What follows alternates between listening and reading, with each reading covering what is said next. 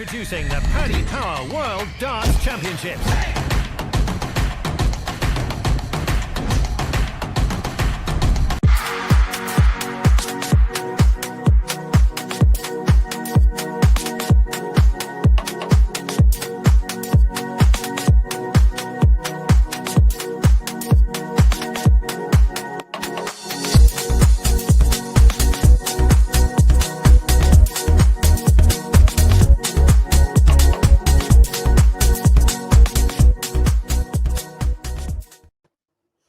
Good evening, everybody, and welcome back to the Fallout Bar after day 12 of the PDC World Darts Championship, brought to you by Paddy Power for 2026 once again. I've been away for a couple of days. It doesn't feel like it's been 12 days. It's flown by already, this tournament. But Dave back with me alongside. How are we, Dave? Good. How are we doing? Yeah, I can't believe we're only 1 day separates us from the Christmas break. It really has flown by when you look at it kind of bigger scale, but man, we've seen a lot of stuff, a lot of crazy darts, a lot of fun finishes, and yeah, let's keep it rolling. And today was filled with a lot of drama as well. Yeah, there's plenty of drama out there. Not maybe lacking a little bit in close matches, as we've just been saying off screen before we got started, but plenty of drama and plenty to talk about from today's action. And I think we'll get straight into it. And I don't know about you, Dave, but I had this as a bit of an upset, this one. I fancied, after what we saw in the first round, although Madar's played fairly well in his first game, I fancied Darren Beveridge to do a job on him here. Yeah. I was a little bit leaning towards the other side. I don't know why I have maybe the soft spot for Madar's, but he's so bipolar as a player. He's either really on it or off it. And I think part of it has to go towards his, he's a little bit of a, he can be a bit of a mentality midget when he's on stage or even on floor events. I think he can maybe struggle a little bit with things aren't going his way. It can really crumble. And when they're going his way, he's up for it. And that's kind of what we saw today. 97 average, 3-ton plus finishes. He was on it from the jump, and there were so many points where it looked like Darren was maybe gonna, find his footing, get into the match, maybe make something of it, and Madar's just had a lot of those big finishes, was able to be relatively consistent with his scoring, and I think bookies wise, I believe it was a little bit of an upset, but close match, and credit to Madar's for just showing the composure in those bigger moments a little bit more than Darren did, and I think that made the difference. Yeah, I'm with you on that. And I think for me, this is as consistent over the course of a game that I think I've ever seen Madar's almost. Because, like you say, there are those sort of, he does flip between being good and being awful. And like you say, and we usually see patches of that in the middle of a match. And there was none of that today. It was consistently good throughout. And I say, it looked like he was possibly under a little bit of pressure in that final set when, see, Darren missed a couple of darts, I think, at double 16 to wrap it up 3-0 and take us to a decider. And then from there, just was never allowed back into the game at all by Madar's. Yeah. And those two breaks from Madar's to kind of clean things up in the fourth and finish it off were so key. And he's just one of those guys where, like you said, you just never quite get a complete game from him. But sometimes in set play, that's okay. Because if you switch off for a set, that's all right, because if you're averaging ton plus, even 110 in those sets where you're on, he was untouchable in a lot of these, even on Darren's throw, which is just what happens. And I remember, I believe it was not this past year, it might have been 2024. There was a pro tour, like a players championship, where Madar's was so frustrated. He was just, he started he was just throwing at bull. It was like in a semi or a final, just throwing at bull. He just completely lost his head. And I just want to see maybe a little more. I mean, we definitely will in the next round, but just see a little bit more of him in a situation where things aren't going his way. He's not the front runner. He's kind of have to play from behind. Maybe he's struggling to score or get to a finish, and just see how he reacts, because that's, as we all know, that's the true test of an elite darts player. All these guys can play. All of them can front run. All of them can put in, 100 average. But, how do you do when things aren't quite going your way? And I wonder if we'll see that as we get deeper in the tournament, if Madar's continues to make a run here. Yeah, somehow I think he might just be tested in in the next round, looking at who he's got with obviously the performance of the tournament so far, as we'll come on to a little bit later on. Yeah. I think it's almost what's quite endearing about Madders, isn't it? That yes, he's frustrating to watch at times, but he is he feels like he's one of us. Like when you see him getting frustrated, just throwing at ball because his head's gone, you think he's a pub player at heart, isn't he? Like as much as he's a fantastic professional darts player, in his heart, he's still a pub player like the rest of us.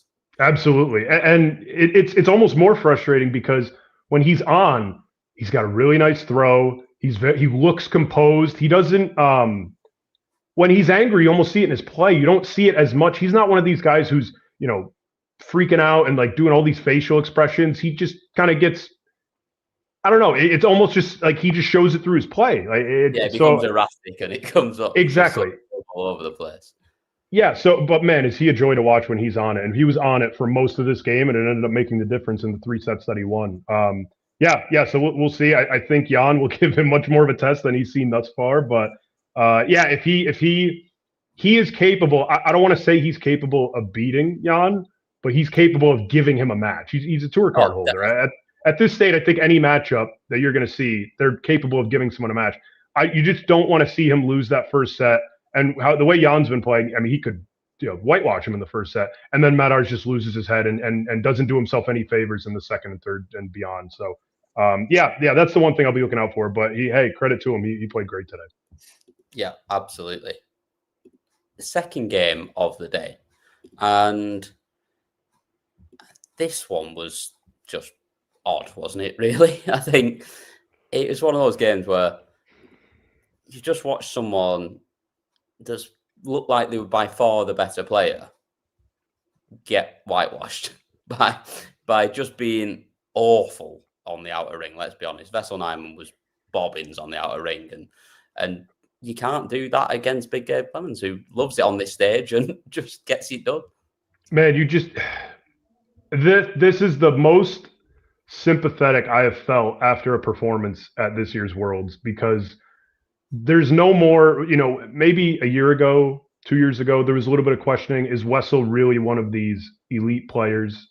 Is he someone who can consistently go through a year or two on the tour and put up, averages and hang with the big names? He's shown that. He's proved that on the floor. He's proved that on the Euro Tour. And to see him at the Grand Prix have 8 match darts against Michael van Gerwen, miss all 8 and lose somehow, that was probably one of the more stunning losses by anyone on the tour this year. And then do this.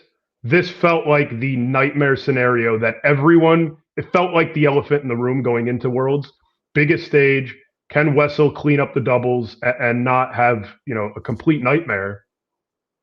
And that's exactly what happened. I can't believe that he was so poor on the outer ring. I mean, you can believe it because he just hasn't been able to perform it. And now it's now a talking point officially. It's something he has to figure out, whether it's a between the ears thing, whether it's something that happens with his throw, because he'll miss, 6 on the outer ring and then start the next leg with a 180.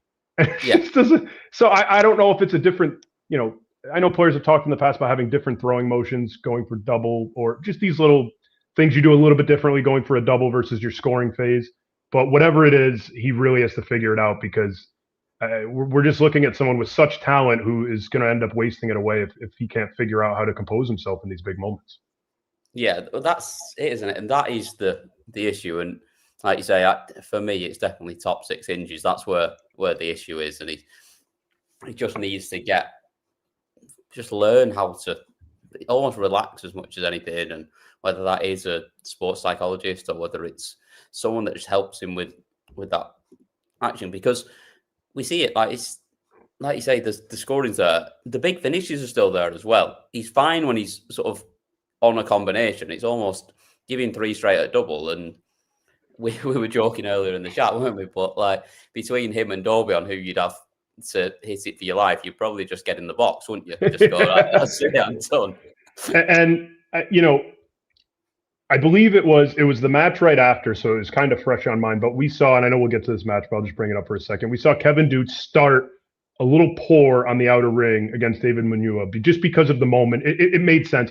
he was also like wiring. Like his misses were so close, you just felt they were going to start going in, and they did. Were well thrown darts. They don't feel like that from Vessel, do they? I was going to say one of Vessel's darts at double 18 was off the camera. It was above double one. It wasn't even close. So I think it landed nearer to his house in Holland than he did to the ball. Like, it's that far of it. It's just, it's not one of these things where, even with Chris Dobie, I know, we kind of poked fun at it. The match at the Slam with Michael Smith where they missed a million darts at the end. His misses are at least close. And, he's had some deep runs at events. He was at the semis here last year. So, that's hopefully just a blip for Chris. Vessel's missing like big time. And you even saw it at the Grand Prix against MVG. The talking point was that you could see the dart physically shaking as he was setting up to throw. So I really agree with you. I think it's between the ears. I really hope he figures it out because he is such a good talent. And the more he sees success on the floor and the more that kind of gap continues between his floor play and his TV play, I think the more frustrating it's going to get for him. So yeah, I really hope he figures it out. It's one of those things that it sort of carries on, and the longer it goes on, the worse it gets, and the harder it gets to overcome it. Yeah, and I was hoping because of how bad that was against MVG last month. You wanted him to show up, and the sportsman in you and the kind person, and you wanted him to show up and kind of dispel all that, have a good showing, maybe make a run to the quarters or something because he's so capable. And for him to do this just felt, again, like I said, worst case scenario. And on the flip side, we haven't said a word about him.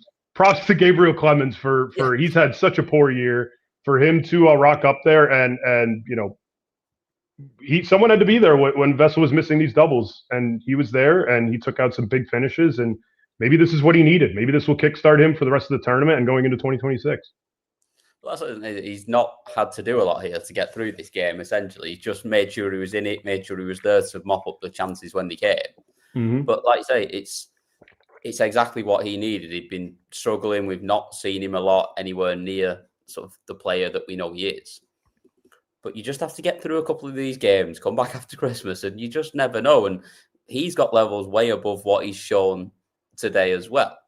Like, Gabe's more than capable of putting in ton plus averages as well on this stage and going deep in the event, as we've seen. We've seen him make a semi-final. Like, he is top class as well, and he definitely, you are right, to make sure we give him his props as well, because fully deserved in terms of taking his opportunities. And look, you generally, more often than not, you are the one that hits more doubles than your opponent. You tend to win. There was a game later on today that didn't happen in, and that is the beauty of set play, that we do get that little anomaly now and then. Someone wins more legs but gets beat. But generally, like, you turn up and do what Gabe does, you're going to win more often than not. And we've already sort of touched on the next game already, so we'll just go straight into it. But the feel-good story's over, isn't it? We have lost the end of the feel-good story of David Manure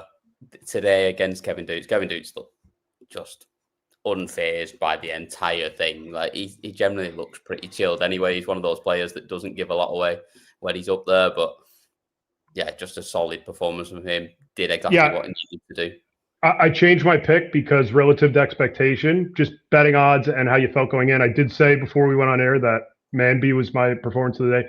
This was probably it, Kevin Dukes. And it's not even in the box score. It's not in the average. It's in how he looked, how he commanded himself. And we mentioned earlier, he was struggling starting on the outer ring just a little bit, cleaned it up super fast, and was just clinical. Any moment that David had a chance to get into the leg, to get into the set, Kevin just swept out from right under him. And the crowd, you could feel, was every moment they were getting into it and thinking they might have a match on their hands, Kevin was there to just take it out. So yeah, massive props to him. That was a pro's performance in the way that he handled it. And the 90 average doesn't tell the full story, like we said, because David didn't really meet him in a lot of the moments. So that was better than a 90, at least what it looked like. And his scoring was there. Doublings weren't even that good. 28%, struggled really poorly at the beginning, and but was able to figure it out and get over the line. Yeah, I think that was the most impressive thing, that he made sure that it wasn't an issue. I think, like you say, the scoring was really impressive. Certainly, sort of set 2 and set 3.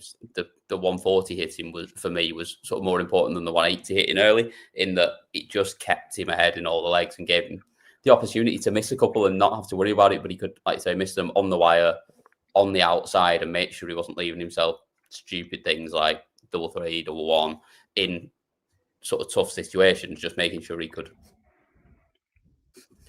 get the job done and sort of finish it off. And he's another one of those players that just seems to enjoy it on this stage. And I think we'll see a lot more from him in the next round, when, again, we'll definitely be tested a lot more. Yeah.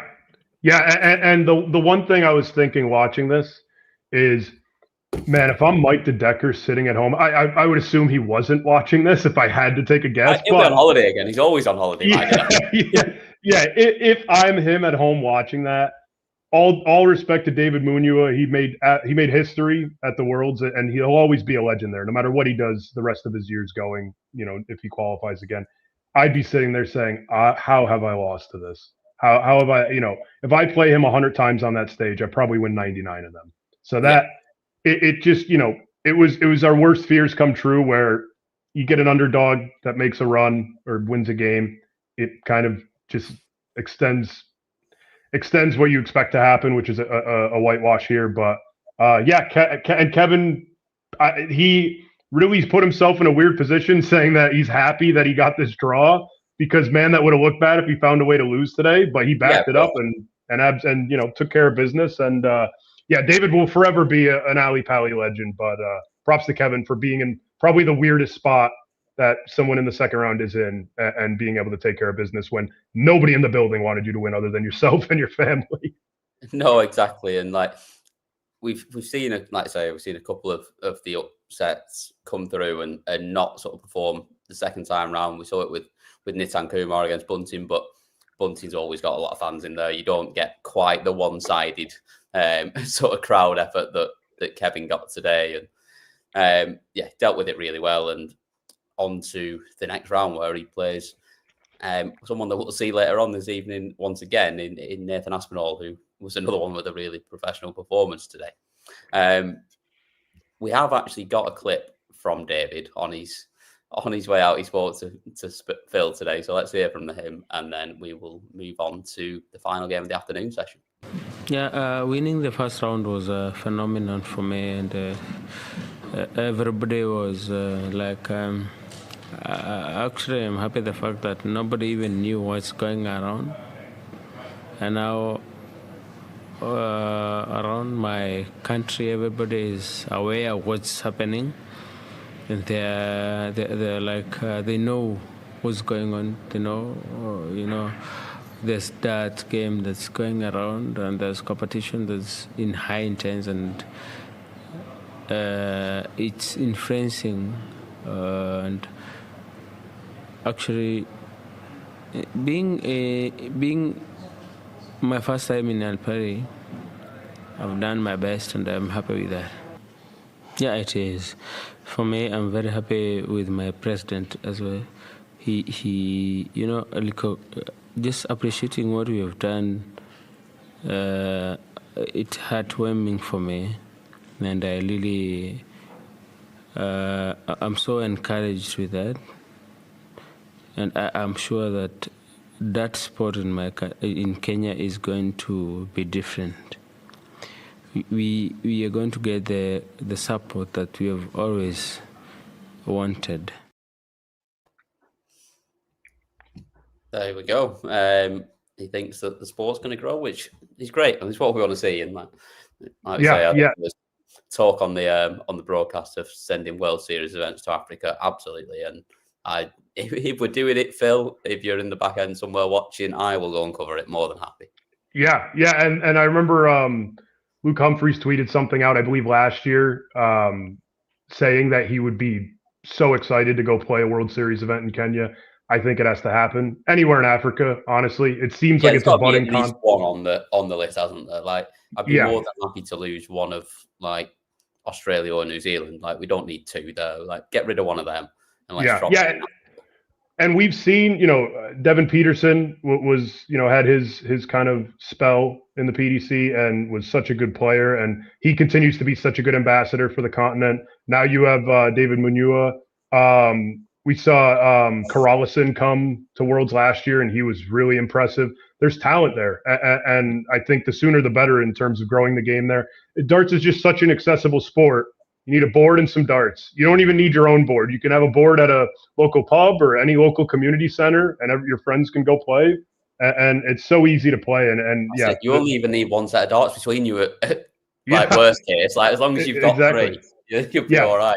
So it's awesome. What he'll realize down the road, he might beat himself today up for losing, but he'll realize down the road what an impact he's made on I his think he already sort of listening to him there, he realizes it was more important than a result. Just winning a match. 100%. Already winning a match was the massive piece. And like you say, we've got take it to Africa, India as well, on the back of Nitan's performance as well. The places that are massive support that there is, and massive networks of people playing, the more we can grow it, the better we can make it. And like I say, we should be taking them to Japan, China, all around there as well. There's so many places we can take it, and we've probably got too many that are scattered around in places that we maybe don't need them as much. And something you don't even think about on the other side of this, the other side of the calendar year, is, man, if you get these countries up and running with starts, the World Cup just becomes an unbelievable event, and eventually just the World Cup's already an unbelievable event, Dave. What are you saying? Yes, that's a good point. No, it is unbelievable to watch. But yeah, it just you start the group stage at times at the World Cup can feel a little bit like going through the motions with some of the groups. Yeah. Some of the you got some nations up there. Not to disrespect them, but they're averaging 70s. Even the U.S. was pretty poor. I know we had some poor showings, but yeah, it'd be awesome to get that event even more recognition and a little bit more buzz. Definitely. Right. On to the final game of the afternoon. And the best game of the day, let's be honest, in terms of a contest. We got extra legs. We nearly got all of them. We didn't quite. We only got 10 in the final set, not quite the full 11. But James Wade, who self-proclaimed better player than Ricky Evans, gets defeated 3-2 by Ricky with a wonderful performance. It went back and forth in that final set. It went back and forth the whole game, to be honest. It was just a belting watch, wasn't it?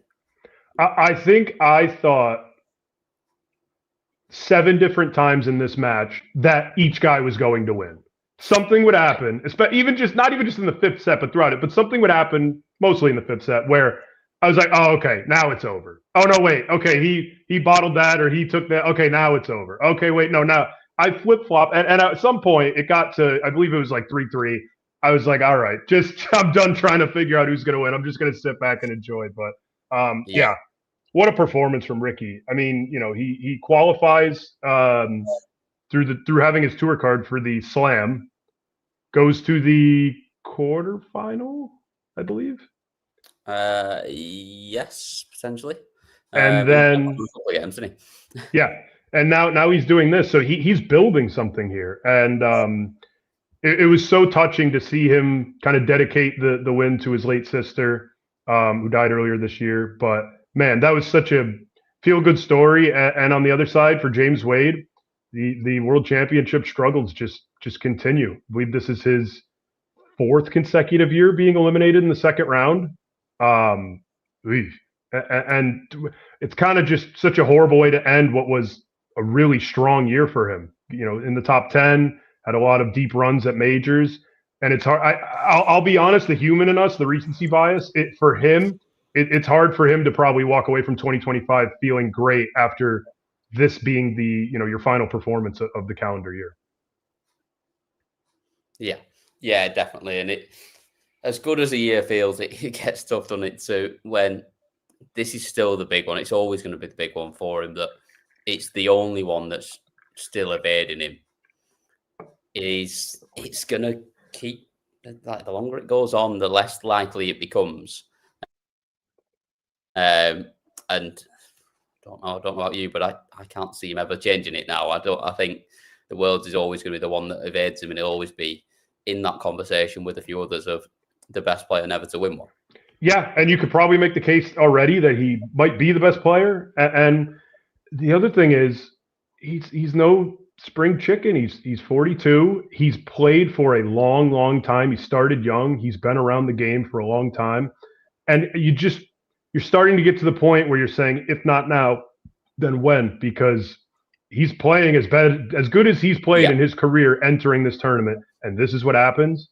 I know Ricky's been playing awesome, as we touched on, but he was the favorite coming in. You got to take care of business. This was a wide open part of the bracket. He had the draw that he wanted, and he still couldn't even get to Christmas. So, I don't know how he'll take that. His nickname's the Machine. He's dealt with these losses before, and he's been able to kick right back on. But I'm interested to see how he reacts in the early part of 2026. Yeah, 100%. I'm with you on that. Let's hear from Ricky Evans then after this massive win for him. A character moment for you as well when you had a little pop back at Charlie for the underarm throw when you hit the double. Do you now was that wrong? Do you now regret doing that? Not at the time, but if someone would nod to me and say I was wrong, thank you, Matt. I was wrong, yeah, but it worked. But no, I actually thought I did that. I thought that's a throwing motion. It was a side swap, yeah. Okay, yeah. At the time, I thought, no, what have I done here? I thought, Charlie, if I could spell your surname. But no, it's heat at the moment. If I lost that leg or if I lost the match because of that, I would not have took it on him. It was just heat at the moment, and I just went like that. If I'm practicing, I miss a double or bust when I'm doing the silly finishes, whatever. I just do that, and yeah. At the time, I thought, what am I doing here? All I did was that. Yeah, but I won the leg and for a valid throw. But yeah, it's heat at the moment. Yeah, we had a good old discussion in the online darts WhatsApp group earlier as to whether it was the correct call or not. I was probably on Ricky's side a little bit. I thought it was. The hand was clearly above the elbow, and it was a bit across. It was slightly sort of sidearm, but it certainly wasn't underarm as was called. But I think it's a bit of a non-event. It doesn't really matter, to be honest, because he still won the leg. It probably helps him with anything, to be honest, because the way he took out the 5 in 2 darts, comfortable as you like, I think it might actually have helped him and just fired him up a little bit. Yeah, and I think it comes down to, it's easy to say it. We're not playing for all this money, but just, it may be a learning point for him to just take a breath, take a step back, just throw at something, make sure you're doing it deliberately overhand, because we could argue whether it was or wasn't. It was close enough where we're looking at a slow motion replay on a Sky Sports broadcast. Charlie has to make a decision right away. Exactly. And it might not have even been Charlie who made the decision, since he's staring at the board. So, it's tough. I'm really glad, kind of like what you said, I'm glad it didn't impact the match, because if it did, that would have been a really annoying talking point on the back of an hour plus, thriller that we saw. So, that was a little odd, but it's good on him to kind of take it in stride and not make anything big of it. The point and the thumbs up, heat of the moment. I'm sure Charlie didn't take too much out of him. He's used to guys yelling at him anyway. So I think Ricky knows it wasn't the right response, and certainly, like, at the end of the day, whether you think it's the right call or not, it is the ref's call, and you've just got to move on with it. Got to respect it. Yeah, like I say, I think it was just heat of the moment in that point in the game, in that final set. It's understandable, and like you say, it didn't affect the outcome. He won the game, and sort of just move on with it, really. Yeah, and that 1-4-4 he hit towards the end, what a skin saver! That was unbelievable. So, I mean, that's just he has proven, and we haven't seen him on these big stages other than at Worlds, maybe in the last year or two. He's proven that he's got some serious bottle late in matches, and he's one of those guys. I believe he might.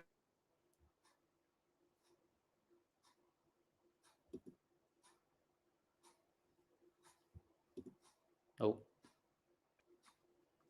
got me back there. There you go. You're back. There okay.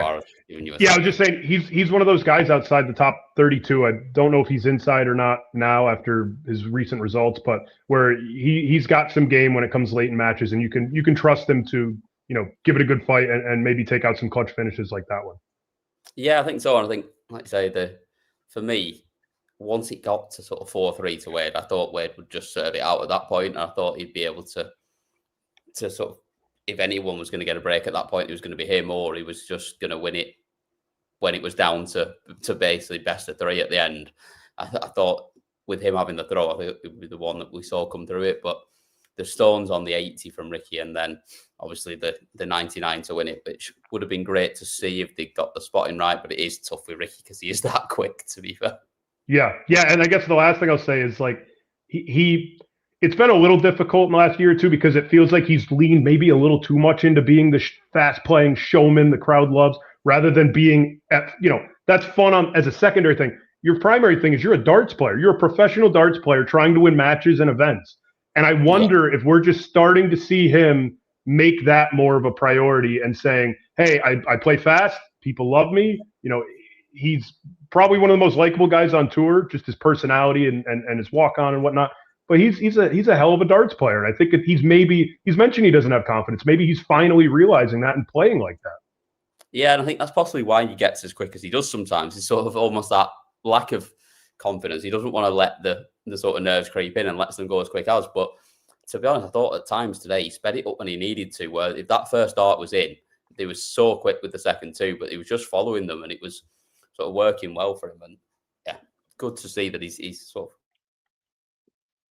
got that little extra facet to his game where he can slow it down a little bit if he needs to. But he's getting over the line and winning big games now. Absolutely. Speaking of getting over the line and winning big games now, Jan van Veen. This was remarkable how good this was. And he sort of got it served up to him for the first 2 sets from Alan Souter, who could very easily have been 2-0 up, despite Jan averaging 104 at that point and had done consistently through the first 2 sets. But from that point of the missed dart at double for the 71 from Alan Souter, he didn't get another dart at double for the next 8 legs and was on his way up in the absolute blink of an eye. Remarkable performance. 12th all-time on the list of averages at this championship. And he could have been better. Like, he was 1 from 8 in the first set on doubles. It's easily, obviously, performance of the tournament. And I feel for Alan because I think Alan, man, the way he played in that first set, he beats 75% of the remaining field, maybe more, with the way he played today. To be honest. Yeah. I mean, it's just the standard in that first set. I walked away and I couldn't even fathom that Alan won that first set because the standard was just so ridiculous. And he almost won the second set. Van Veen had the 12th highest all-time average, and he nearly was 2 sets down through 2 sets. I mean, it just doesn't. This was maybe the match. I know it was only 3-1. The first set was the set of the tournament in terms of just standard. It was unbelievable. And yeah, Alan, I think, played great. You just put your hands up and say, what a weird worlds for him after fighting off he missed, it was like 15 match darts or something against Timu in the first round. So, yeah, I mean, what a performance from Jan. And this showed that he is, especially with Price getting eliminated, he is the 3rd favorite to, and I almost was thinking when this ended that he was the 2nd favorite, and then Luke Humphreys reminded me who he was later in the day. But he is, I think he's clearly the 3rd favorite to win this whole thing. Yeah, absolutely. I think he's right in that conversation now. Like, we can carry on backing these performances up, then there's just no question that he's going to be in the. Ducky said in the chat, Van Veen in the Premier League. Yeah, you don't need to worry about that. He is. No. He could get whitewashed next round and he'll be in. Yeah, there is no chance of him not getting picked. He's now up to 7th in the world after that performance today as well. So, yeah, he's too good. He's too good to watch. He's got everything. He's young. He's exciting. He will be in there. If he's not in there, I will eat my heart alive on the fallout bar after the first Premier League. Yeah, we haven't got a clue. we've been waiting for, and we mentioned it on a previous Fallout Bar a few days ago. We've just been waiting for. I really want a third name to enter this Luke conversation, so that we aren't just staring down a Luke final in every event for the next X amount of years. Yeah. And at this point, I thought probably for most of 2025 it was Gerwin Price. And now you're just starting to think after Euros and now after recent performances at Worlds, Jan van Veen might be that name. I know we could still, Josh Rock would like a word. It's only one tournament, so Gerwin Price, I'm sure, would like a word in 2026. He'll probably still be in the Premier League, even after his loss. But, man, Jan van Veen, he could really plant his flag if he can knock off either of them at this year's tournament, or maybe both of them. Well, that's it. Well, he'll have to go through both of them more than likely if he's going to do it. Obviously, it'll be Humphreys up first in a quarter final if he gets there, and then obviously wouldn't meet Luke until the final if that is the way it goes. Of course, this is a lot that could go on between now and then. We've seen plenty of upsets already in this tournament, so let's not get ahead of ourselves. But yeah, that is a special performance and just great to see that someone as talented as him is just showing it now on the biggest of stages. And then this is why you're here now. This is North American correspondent. Oh boy, this is where I sign off. Yeah, this is where I sign off. That's it. Well, unfortunately, the internet has gone down in the entirety of the States all of a sudden. And phone signal, internet, all gone. Dave can't be contacted for the rest of the evening. Yeah, Nathan Aspinall against Leonard Gates. Now, this was slightly closer than it looked. I mean, we'll come on to the performance in the last game in a minute, but this wasn't a bad performance from Leonard Gates. He sort of served it up to Aspinall a little bit. He put him under a little bit of pressure. He was competitive in every set. But in that fourth leg of every set, Nathan Aspinall just knew what to do. It just managed to hit the heights at the right times. And Carmen's not here this evening, but do the right things at the right times. 100%. And it's weird, the do the right things at the right times always seems to be the tour card holders, the guys who have been in that position a million times. Just, it's like, I believe Carwin said it, but all the great players just seem to get all the luck. They always seem to get lucky. And yeah, it felt like that maybe if you're rooting hard for Leonard, but after a while, you're just like, nope, this guy's just got it. And Nathan's just one of those guys who has it. His timing is impeccable. It was in this match. And on the other side, Leonard's timing was poor. Every time he needed a big score or a big visit, he would hit a 1. He would hit a 5. He would, go trebleless. I don't want to say it was nerves because he just, the way his walk on, his demeanor. He doesn't come across as that nervous sort of player. But sometimes that big show is hiding something else, isn't it? Yeah, exactly. So it was, he probably felt like it was a bit of a free hit, but as someone, he won here last year, it only pushes off your hunger for so long, getting that one win and losing in the second round. So I think he probably expected more here. Nathan even said it after the match that Leonard didn't play his best. Leonard would tell you that as well. But yeah, just a really good performance from Nathan. Leonard broke him in the opening leg and did not break him the rest of the match. So that was a pretty good bounce back after a scary little start there for Nathan after almost, looking like you might drop the first set, which can always get you, he did that against, who do you play? Alexis Toilo. Yeah. So good on him to hang in there. But yeah, pretty convincing performance.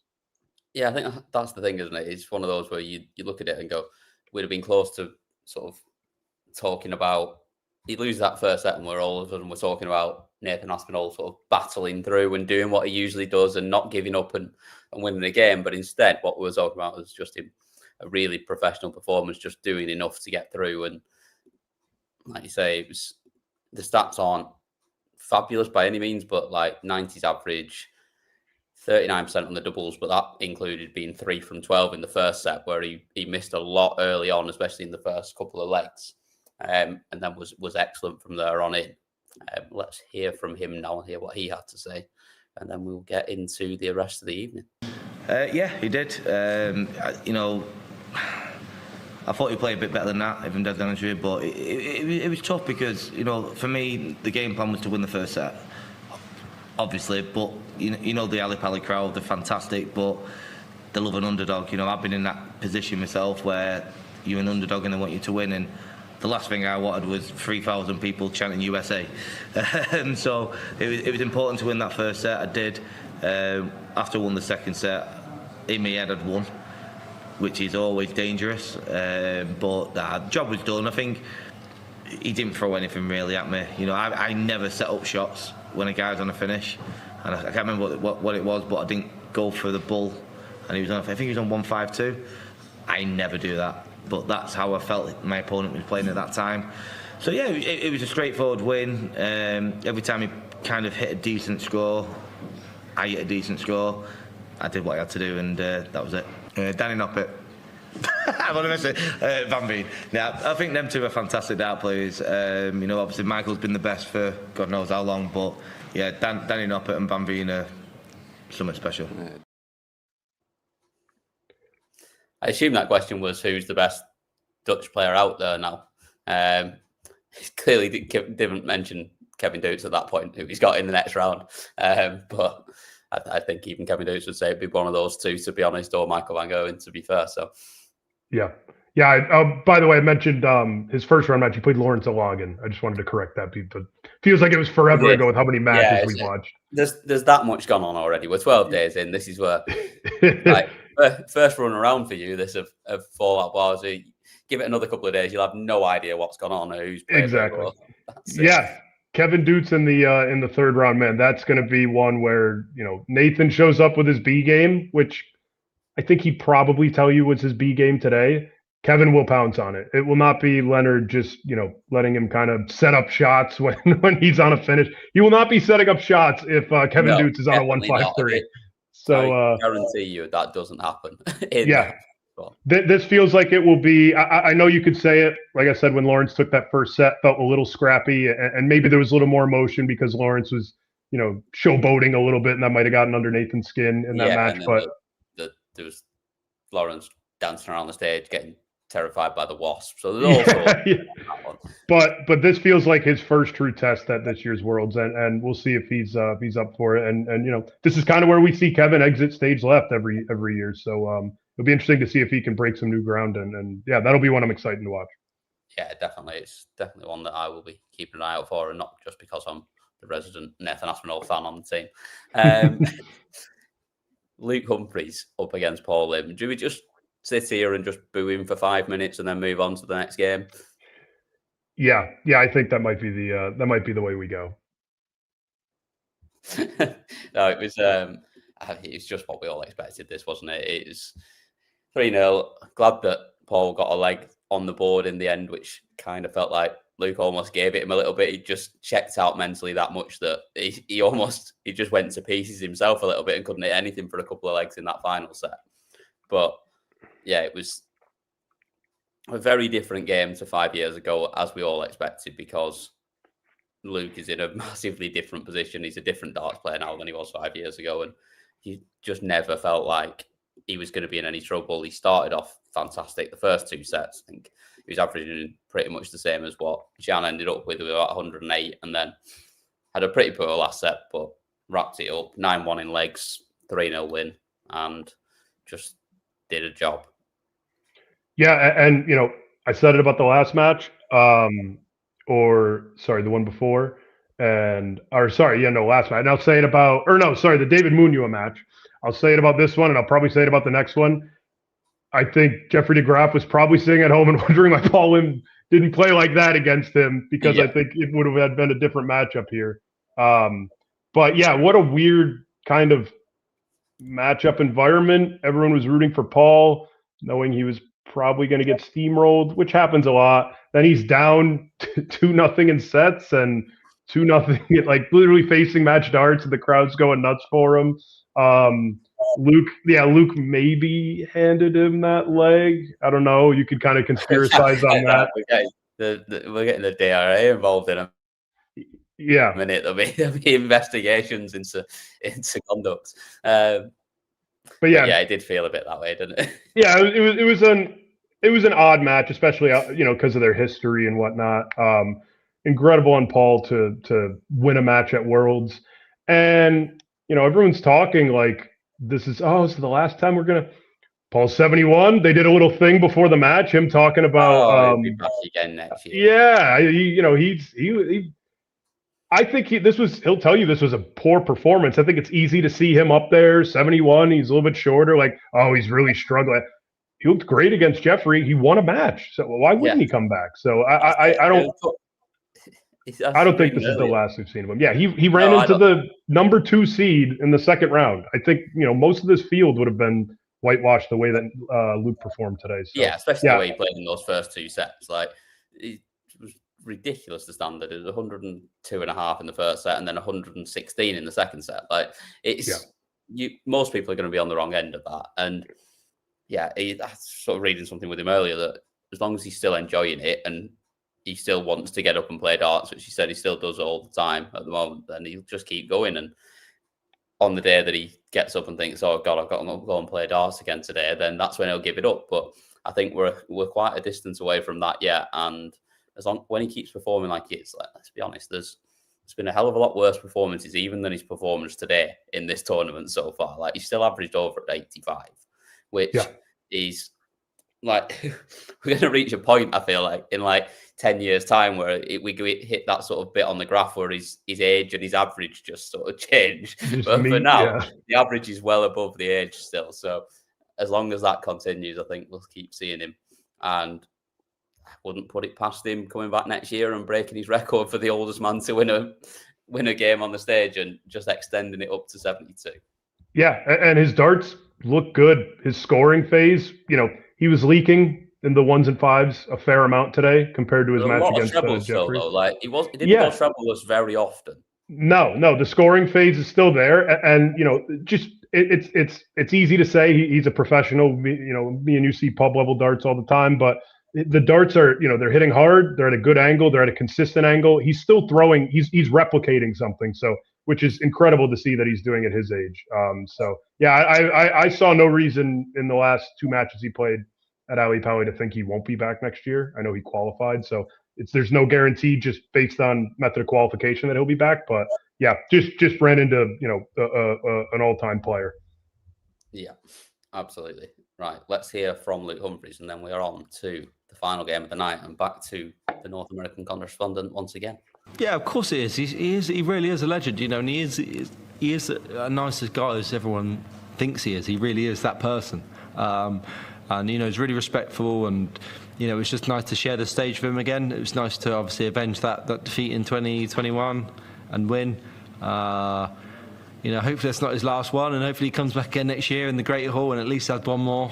And hopefully it's not me that beats him, or maybe it will be in the final. That'd be great. But it's nice that he's still playing, and I'm hoping that we see him in Bahrain and Saudi as well in the World Series, because he's still a great player. He's still got a lot to give. Yeah, I think it makes you appreciate that. Don't kind of think that you're going to win games that I think a lot of people have been like, the final's going to be Luke versus Luke, but I've got some tough draws to possibly navigate through. So I'm not thinking that I'm in that final. Before I'm there, I've got a tough draw to go through. So you kind of you have to appreciate that any single person that you play now can knock you out. And there's been a few shocks, but on the other hand, are they really shocks? There's players out there that can beat anybody, and like Wesley beat Gezi last night.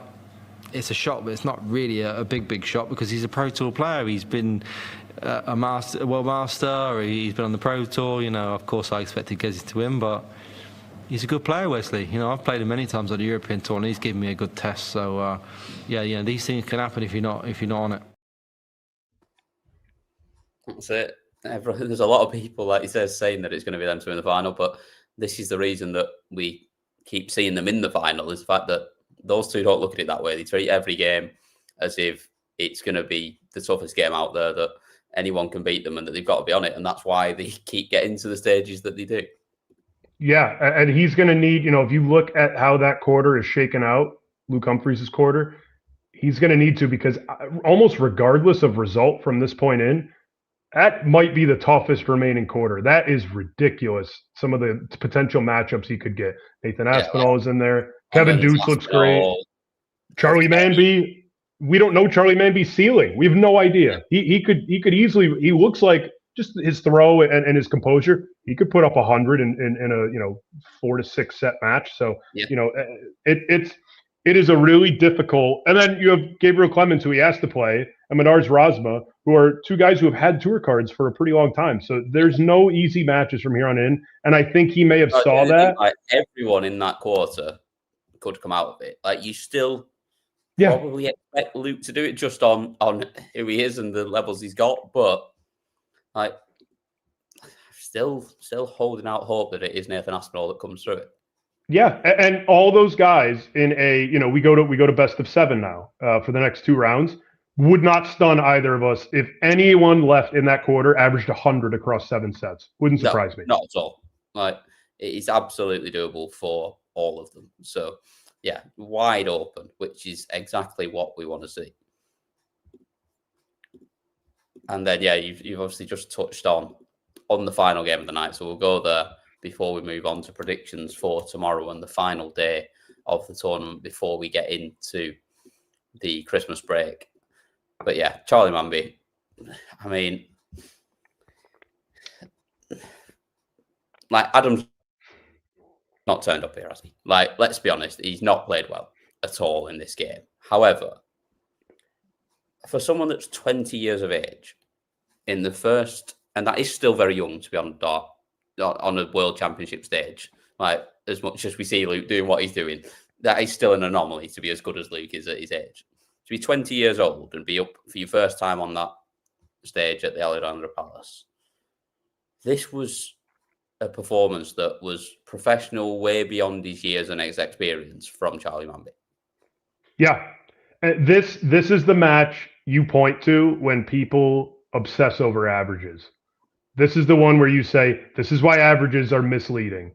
Because Adam was averaging in the 60s through the first set.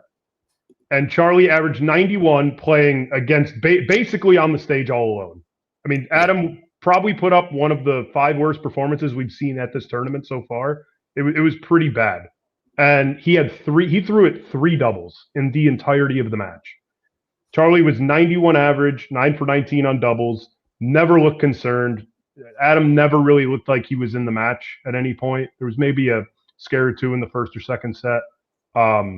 But man, this is kind of what I was getting at when we were talking before the show went live. Relative to expectation, this was pretty impressive in terms of what I've seen so far in the second round. Van Veen probably still has the performance of the second round, but this is up there. And I'm going to sound biased because I have 100 to 1 on Charlie Manby to win this quarter, which might, I still don't think it's going to happen because, like we just said, it's such a dangerous quarter and there's a lot of talent in here.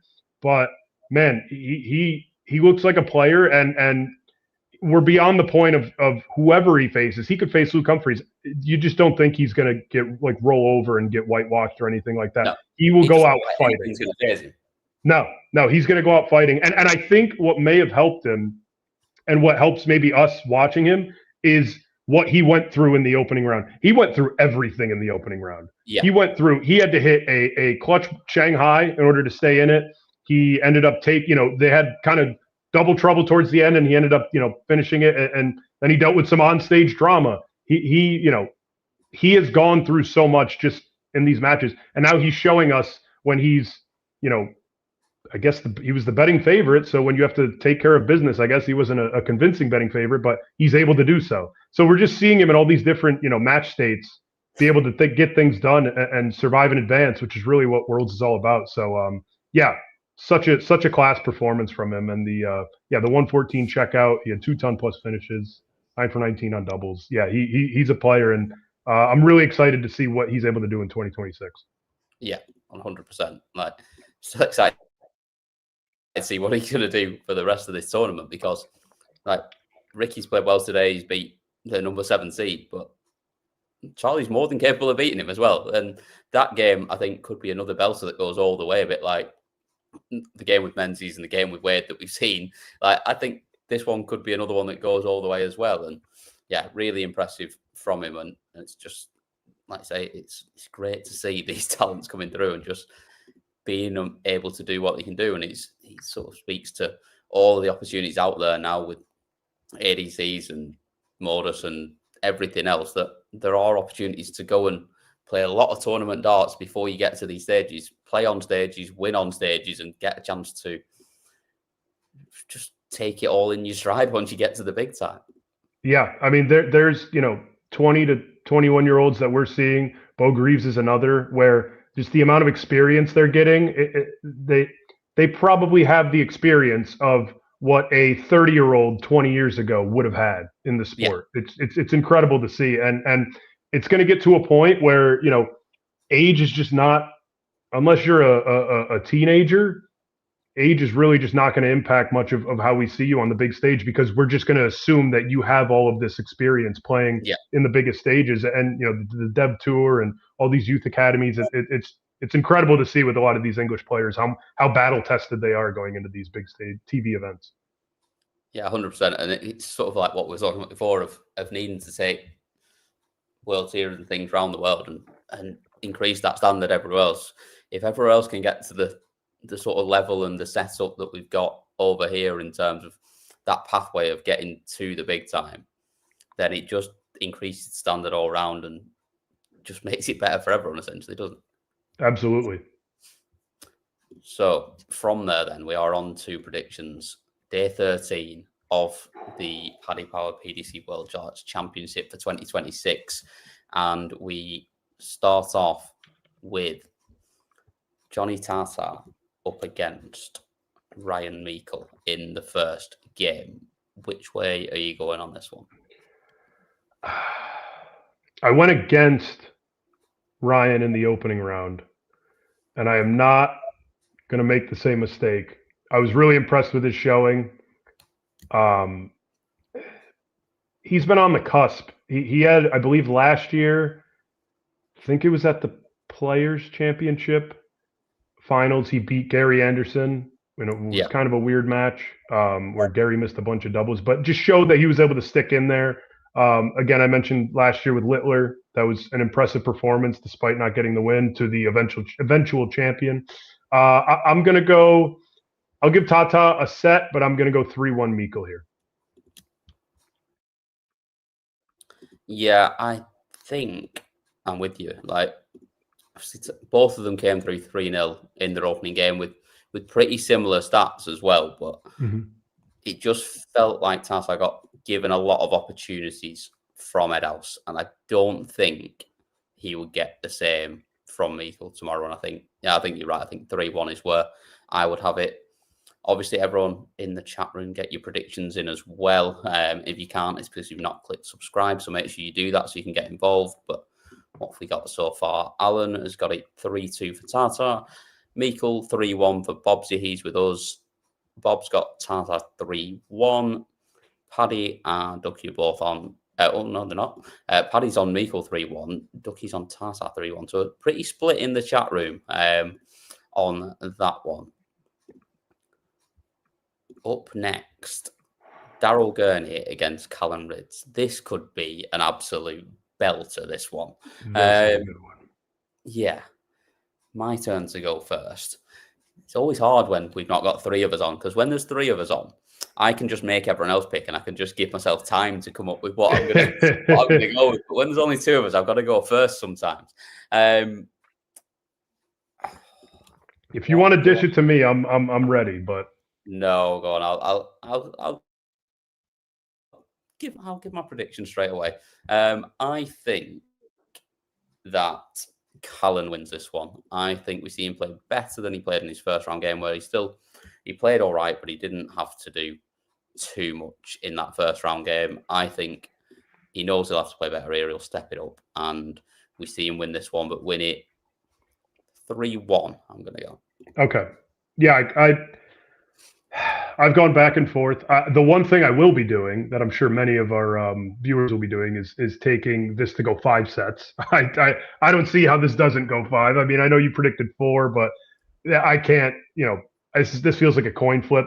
The one thing I have seen from Daryl, especially, we mentioned it after the Bo Greaves match, he has shown between that, the World Cup final, just his recent run of form, he has some of the most clutch finishing that there is on tour right now. It's in those big moments.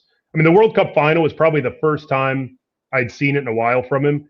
They don't, Josh Rock had all the scoring and all of the headlining average and that kind of thing to go with it, but they don't win without Daryl because he hit so many clutch doubles, and he did the same thing against Bo. That was what split them apart.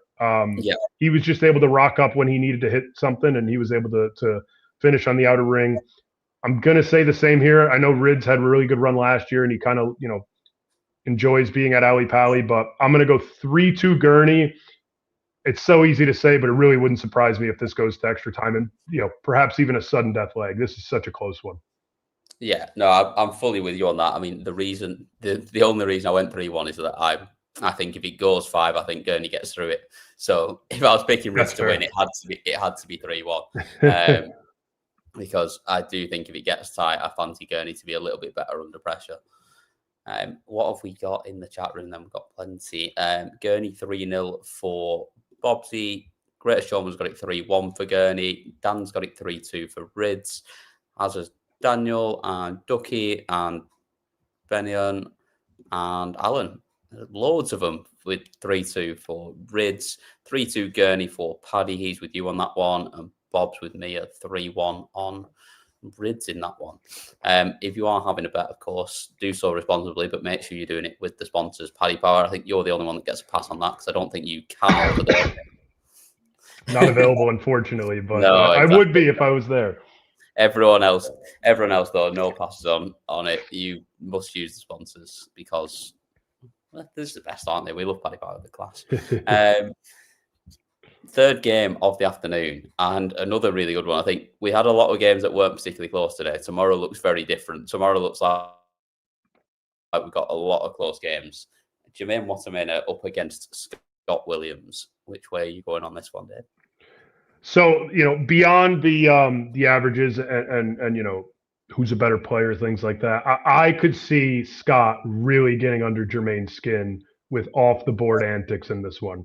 Scott, as everyone knows, showman, is going to give it, if he hits something, you're probably going to see a no-look 180 or something in a match like this with him. You never know. You really never know when he gets on the stage.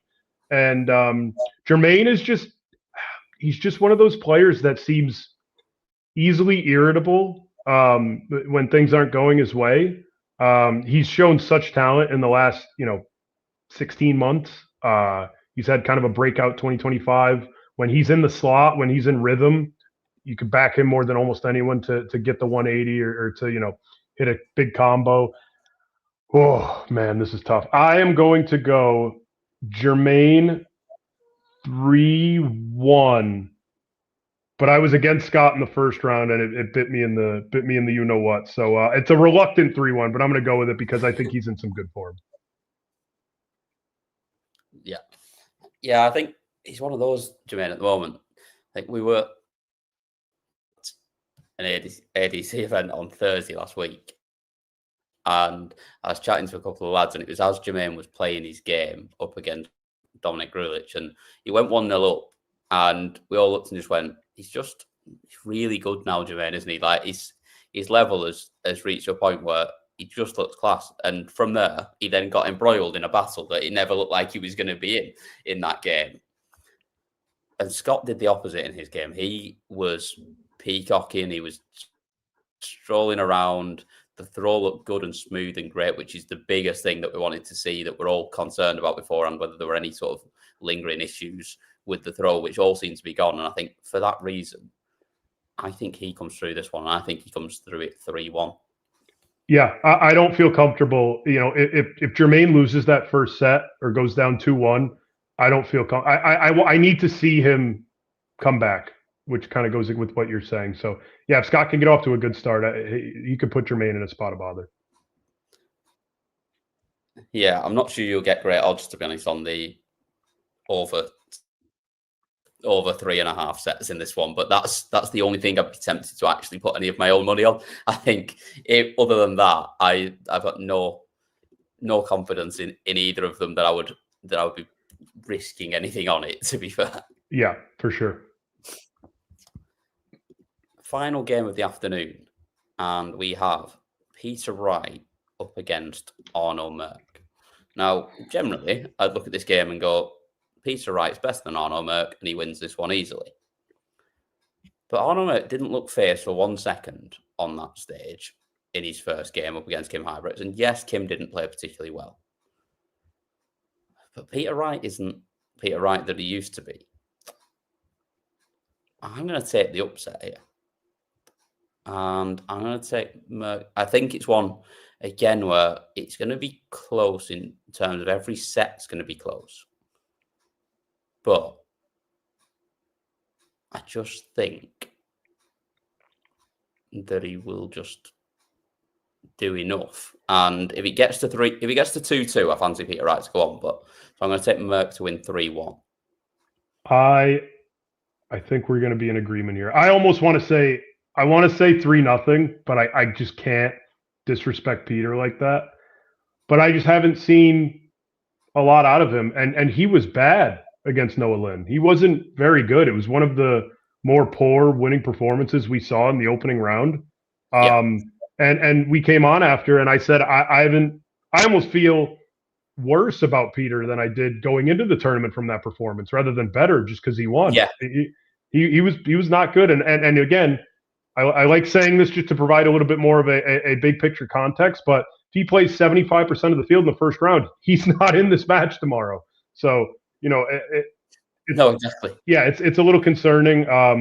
He hasn't shown enough to me. I really think the only thing he's shown in the last 12 months was beating Luke Humphries in the Worlds last year. So he's had some performances mixed in throughout 2025, but nothing that's been longer than a few weeks. So yeah, I'm going to go 3-1 Merck. I'm going to agree with you there.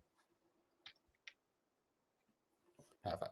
Right. I forgot to put the scores in for everyone in the chat room for the last game because I was building myself up to my to picking the upset, which you've then followed me with. So it's not even that outrageous anymore. So we'll go through them quickly. But Bobsy's got it 3-1 Watamaena. Daniel's got it 3-2 Williams. Alan's 3-2 Williams as well. 3-2 Watamaena for Dan. 3-1 Watamaena for Paddy. Benion's got it 3-1 Williams, as is Bob and Ducky. Pretty split on that one, to be honest, throughout the chat room. In this one, we have got Daniel's got it 3-2 for Wright. I do think if it goes to a piece that I think Wright will just be enough to maybe get himself over the line. Paddy's got it 3-1 for Merck, the same as us. Bobsy's 3-1 snakebite with a ton plus average. That is a wild prediction because we haven't seen him near that for quite some time. But that would blow my mind more than 3-0 Merck. Yeah. 3-1 for snakebite for Bob's got it Merck 3-2. Dan's with us at 3-1, as is Ducky. And Tam Valentine saying, yeah, at least average more than absolutely need to do that. On to the evening session, and really good game first up as well. Dan up against Justin Hood. Which way are you going on this one? So I'm not going to lay 1-4 on someone to win a match, but I cannot believe that Danny is 1-4 in this match. I think Justin's had a really good back half of the year. He's shown some things. He won a match at Worlds, but he played really well in that game as well, which I think has probably swayed it a little bit. Like he averaged 99.5, didn't he? He was clinical. He looked good against someone who won games on that stage last year. Yeah, but no, he did. And not to take away from him, but there are still just levels to this game. And I think there's this, when I'm backing an underdog or maybe picking an upset, you kind of want to do it against someone who has that, chance to fall kind of dangerously below their floor, like a Peter Wright, like someone who could go up and have a stinker. It's possible. Yeah. And you just don't see that with Danny. He never does it. Even in these big TV events, he's going to go up there and average at minimum 90. It's just going to happen. Yeah. and Justin Hood's going to have the game of his life. And if I'm on Danny Noppert and Justin Hood has the game of his life, good for Justin Hood. I'm happy for him. But Yeah, I just don't see it. I'll give him a set. Like you said, he played really well against Nick Kenny. I believe he had, a 92 average in that opening round? 99. Holy cow. 99.5. Yeah, no, he played excellent. But yeah, that got past me. Holy smokes. Yeah, I'll give him, because of that, I'll give him a set. But I think when push comes to shove, Danny's got the experience. And man, he's got so much stones when he's in a big moment. I trust him to get maybe some big checkouts here and take care of business 3-1. Yeah, I'm fully with you on this one. I think it's just, I almost feel like his floor is like 95 now, almost. Like it's not even dropping down to 90 anymore, and he's just got the gears to go through it. He's sort of learned about his throw as well. He can speed it up a little bit when he needs to, put that extra little bit of power into it, and it's sort of told in the scoring phase with him as well. And I feel like the more and more I watch Danny Noppert now, the more and more impressed I am by him, and the more that I'm starting to really like him as a player. And I found him dull for quite some time, but I agree. Got that little edge now and that little extra bit to his game, and sort of falling in love with him every time I watch him. Yeah, I don't think I'm trying to think off the top of my head. Maybe you could help me here. How many players have a higher floor than he does when it comes to just performance on a consistent basis? I can think of right now 3 or 4. The Lukes, maybe Gezi. I know he ran like Wesley played well, so I don't want to take that away from him. I don't think Gezi played horrible. No, not at all. But other than those 3, like Jan, maybe Josh Rock I think he still has spells where he's, in the high 80s, but yeah, he's top 5 in the world when it comes to just his base level performance, and that just makes him so upset upset resistant. It just doesn't happen. Yeah, I think so. Yeah, I'm fully with you, and yeah, I've got him winning this. I actually think that he wins this one. I think he wins 3-0. I just got a feeling that he just runs through him and just plays really, really well. What have we got in the chat room? Bob's is the same as me, as is Benny on. They're both at 3-0. 3-1 Noppert for Daniel and for Dan. So they're both with you on that one, as is Alan. Paddy's got it 3-2. He's got it closer. Clearly like what he saw in the first round. Noppert 3-0 for Greater Showman. Ducky's got it 3-1. Noppert 3-2 for Bob. And yeah, that is everyone for that game. But yeah, no one taking the upset. There's a couple in there who got it close, but everyone taking Noppert to win that one, which I think he's just telling of how well he is playing right now.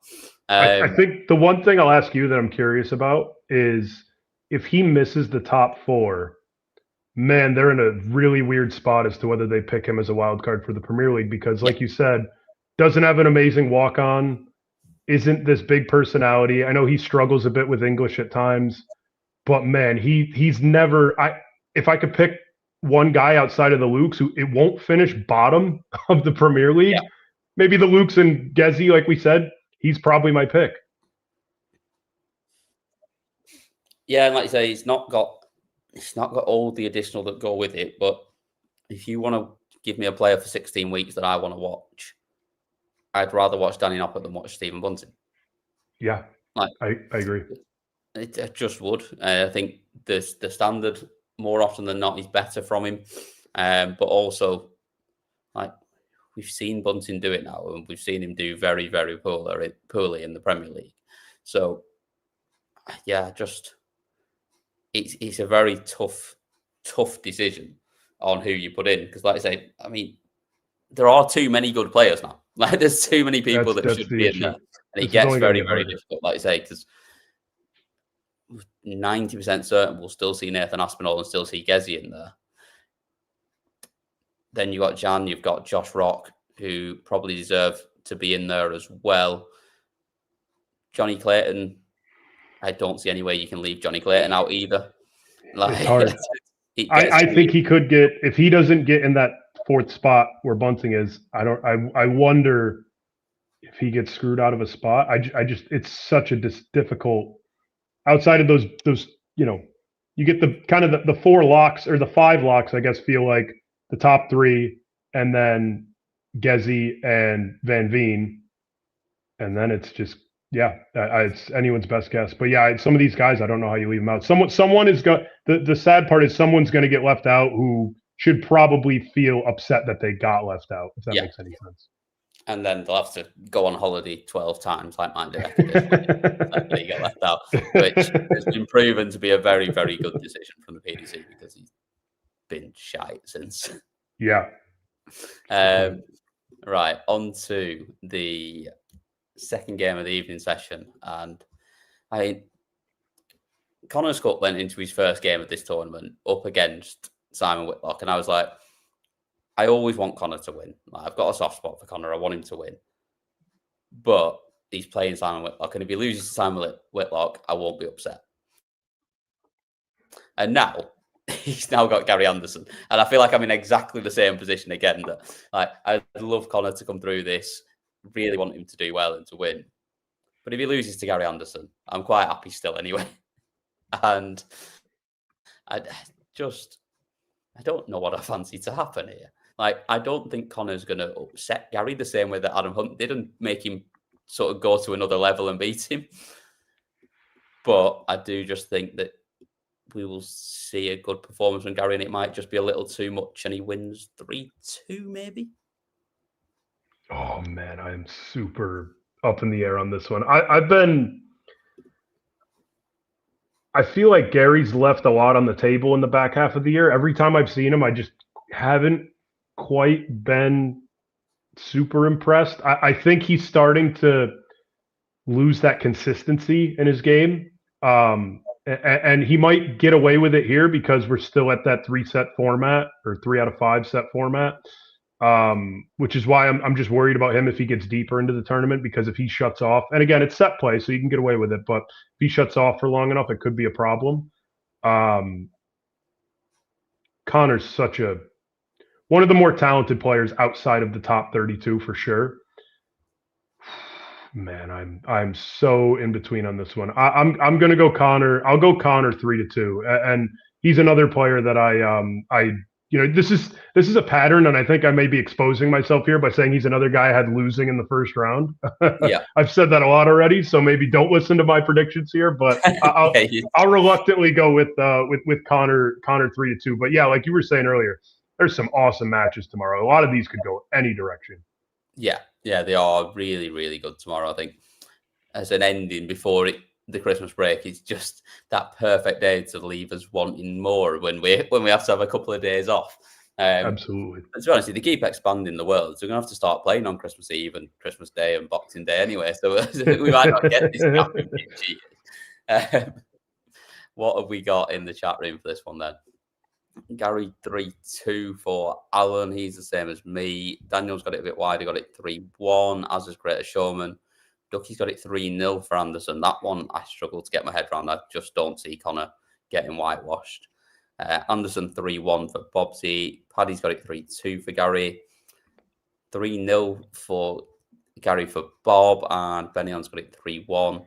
James, nice, accurate prediction. Love these sort of predictions. 3-2 Anderson. 3-0, 3-0, 1-3, 2-3, 4-2. I love it.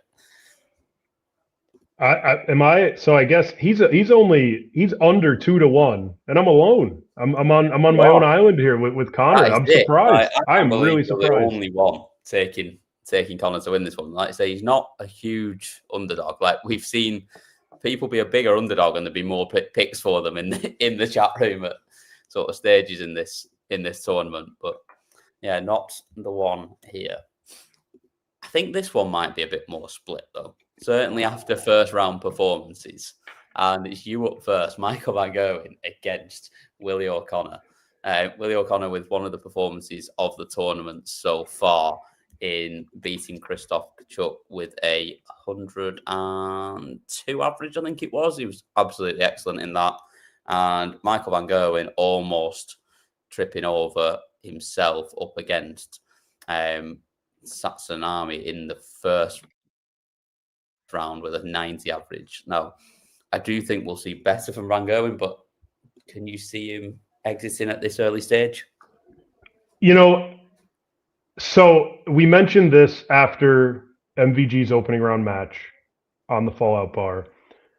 I think MVG is just, especially in the early stages, is coasting a little bit on the brand name, where people are already scared going up against him before a dart is even thrown because of who he is. And I just feel like with Willie, he's been around for long enough. He's played him plenty on the floor. I don't know how many times they've met, but they've met plenty enough times where I don't think Willie's going to be that fearful of him. He might, if he gets towards match darts or maybe set darts to win a second set, or, you know, as you get deeper, or if they go to a fifth set tiebreak. But the fact that he is playing Willie rather than even a talented, like an Arno Merck, like a qualifier who has shown some real game, but is still a little bit like I said, we saw it with Wessel. Like, Wessel's an incredible player, but it seems like maybe playing, and it could be the Dutch thing. You probably watched him growing up, but playing someone with that name brand may have gotten to him, and that won MVG the match. And I just don't see that with Willie here. So I am going to go out on a little bit of a limb here. I'm going to say Willie wins 3-1. And not, the MVG, every time I want to see something from him and see a performance, it just doesn't quite happen. And I'm not going to predict it to happen now, because I don't know what's changed between, his first round match, the entirety of 2025 and this matchup. So I'm going to go O'Connor 3-1. 3-1 O'Connor for you. I'm just going to throw an early one up. They have played 11 times. Bob's slightly wrong though. Willie O'Connor has won once, but it was in 2018 on the Euro Tour. So he's won in 11 against him? Yeah. But he has been in really good form recently. Like, we've seen him sort of, obviously, just Pro Tours, he made a final and then a semi-final, and sort of back-to-back days on 33 and 34, the last two events. He played excellent in his first round. I think he was the performance of the first round, you could argue. Yeah, I'd say so. So I think it's one of those where I look at it and I think you can sort of disregard the record against each other. Especially because, like you say, he's not someone that will be fazed by it. I don't think he could care less what his record is against anyone. He's very much a player that Willie O'Connor that will just get up there and just play the game as it is, and just he'll play the board and just get on with it. So I think he puts Van Gogh under a lot of pressure, but I think MVG just comes through it. But I think we get extra legs. Like, I think it's one of those.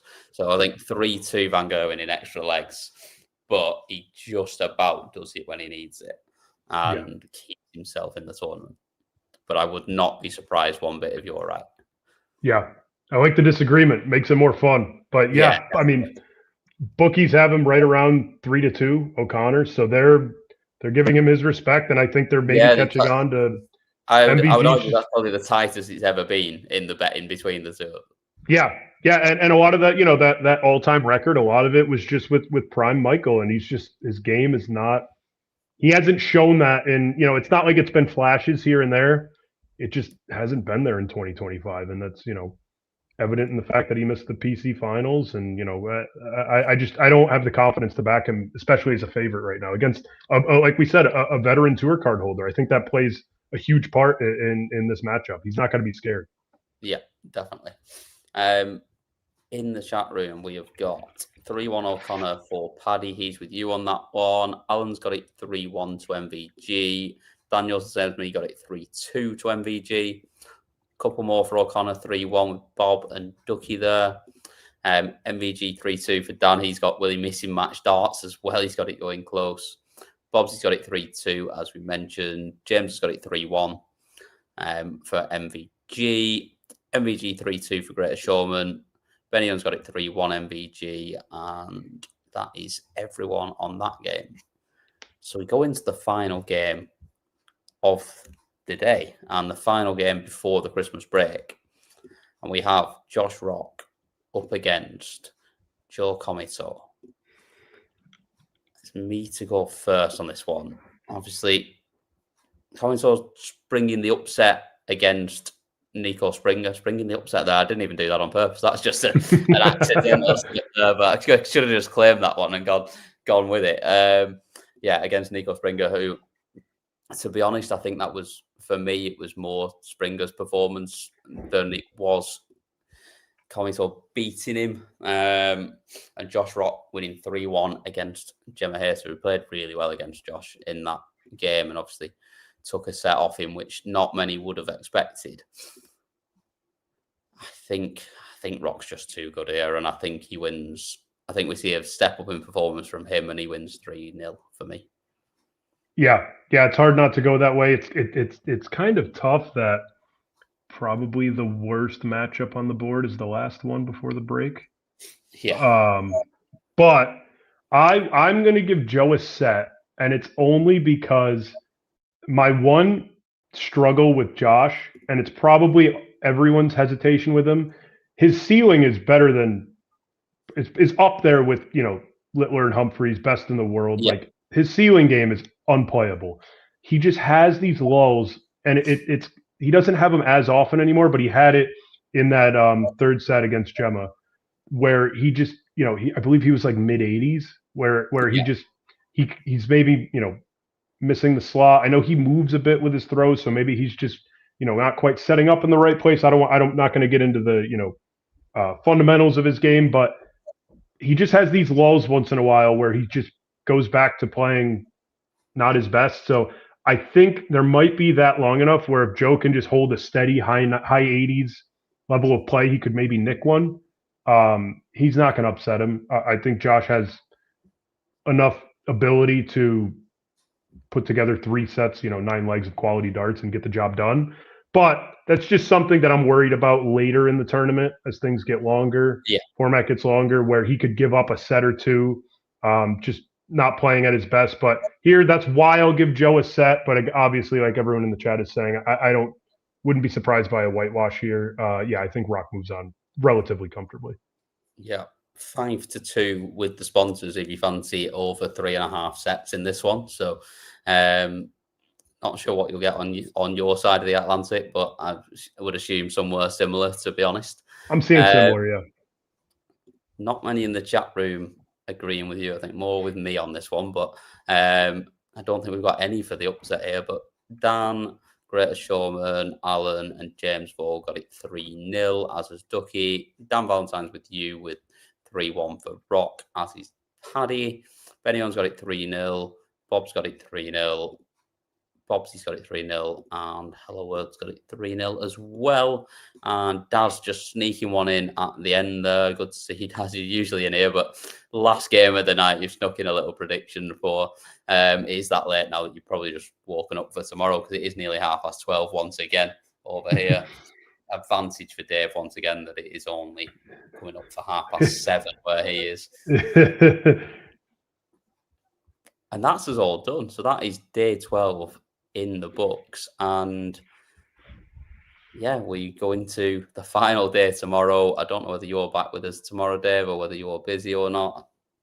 I can be made available. We'll see. We'll see what happens. Yeah, why not? Maybe the two of us tomorrow. We may even have Dan Simpson back with us, or other Dan. I think Carwin's busy again, but yeah, we've got not that many of us now. We usually at least get 2 or 3 of us on. So thank you everyone in the chat room for getting involved as always, and we will see you all tomorrow after the final day before the Christmas break.